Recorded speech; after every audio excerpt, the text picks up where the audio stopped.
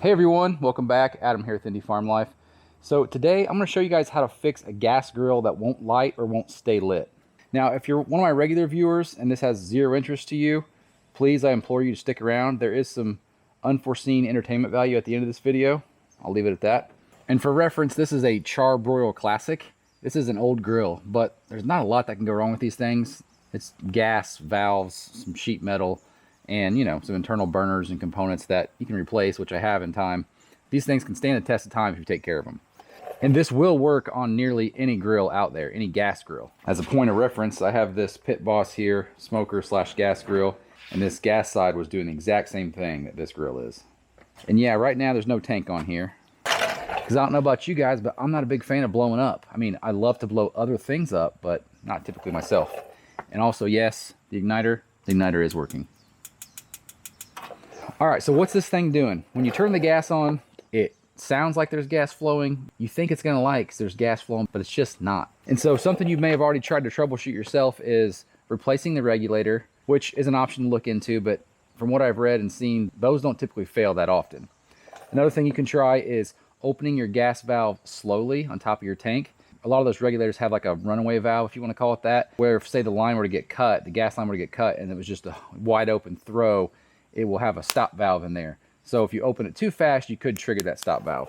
So if neither of those two items are the culprit, then you might likely have some clogged gas valves which live behind these knobs. This issue that I'm about to show you is likely to occur with a grill that is much older or has been used a lot and you got a lot of grease buildup. It's amazing where that stuff can get, but let me show you how to fix it. I think you guys are going to be amazed at how easy of a fix this is and what a difference it'll make to your grill. Even if you don't have an issue where it won't light completely, if you do this just like as a maintenance thing, you'll see a big lift in the performance of your grill.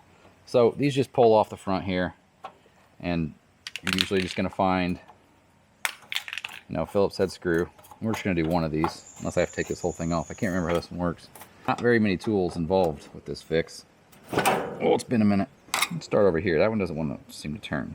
And the setup of all these will be a little different as far as the fit and finish, but generally the same. Oh, fun. We're going to have to take off this whole front faceplate. So we'll remove all these, get all these off here, and then we'll have to undo a couple screws to get this faceplate out of here. Make a drill.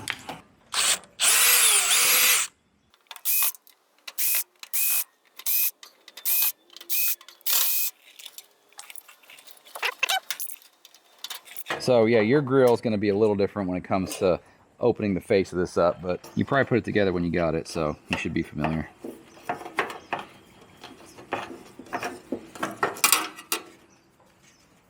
How many screws are in this silly thing?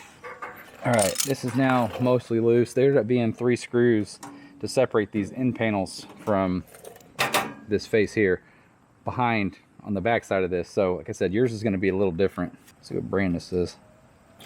No way. Amazon. I've never bought anything from them. Change that while we're at it. This should, oh yeah, pop off there. And you're gonna have the igniter wires are gonna be attached here still too, so you can just pull those out. Set that aside. All right, so from here, these are all identical, and what we're gonna do is just pull one of these gas valves off here. And you see in the middle? Start in the middle. And they're all gonna be a little different. I can already tell by looking at this one. This one's different than the Pit Boss.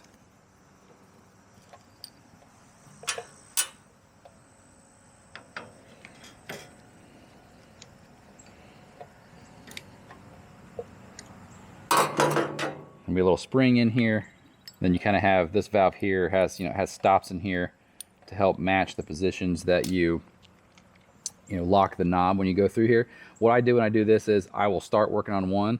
I will always make sure one is still like factory, if you will. So when I'm going to put it back together, I can always pop it off, maybe even video it if you have to to realize how it goes back together. Pull the spring. You may have to take it off this like crossover tube here as well in order to get the valve. What we really want is that piece there at the back. But when I do this, I always like to take it all the way apart. So let me show you that. That's my big old head in the way. The way these are built, this is akin to like a saddle valve, which I don't recommend using. But if you ever use a saddle valve off a water line for, say, an ice maker or something. I mean, actually, this is probably not like a saddle valve. This is a saddle valve.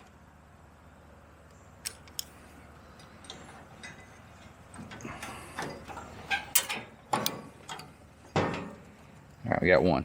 So you can see here, when the gas comes up, when it comes up, it runs through this crossover tube, and there's a hole right here, which then feeds into the bottom of this valve, and that front piece was turning the valve. So this one doesn't look terrible. I know it was my left burner, I think, that was really bad. This one, like I said, doesn't look too bad, but if you look right here on the end, that is where your gas comes out. Let's see if the camera's focusing. I hope it's focusing, but if not, you'll figure it out when you open yours up. This tiny orifice right here is where the gas comes out. My Pit Boss was completely clogged with grease just from the years of using the thing. And I'm sure having the smoking side next to it where it's kind of, you know, aerosolizing or vaporizing some of that grease a whole lot more than the gas grill would is adding to that on that unit. But this right here is the issue. So what I did when I cleaned mine out is I pulled the valve body out of here. I took an air compressor with a nozzle on it and put it in here and just blasted the end of it. I also think I used some WD-40 or brake cleaner on there, but just anything to break that up and let the air flow. So once you get all 5 burners cleaned out and ready to go, you take the grill out to your barn lot, find your old backhoe, and you tweak it a little bit.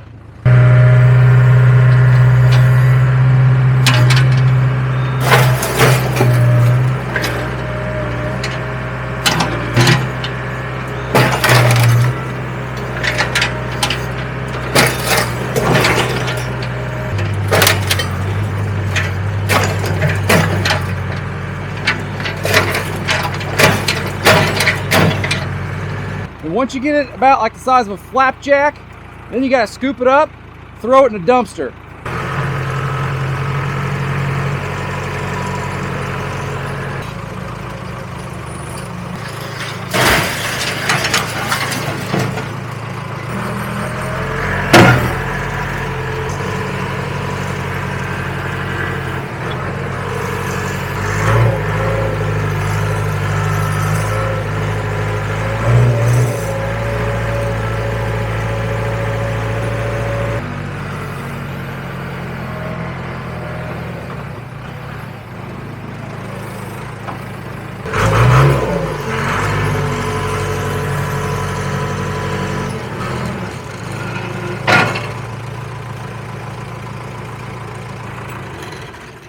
Sorry, I couldn't quite help myself.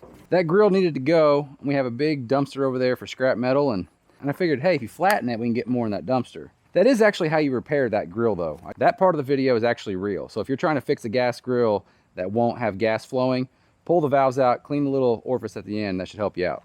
I just never turned down an opportunity to run the old case. So really, I hope that was helpful for some of you out there who may have trouble with your gas grill. And if you weren't here for the grill and just here for the fun, well, hope you enjoyed that as much as I did. If you're new here, please hit that subscribe button, come back and see me.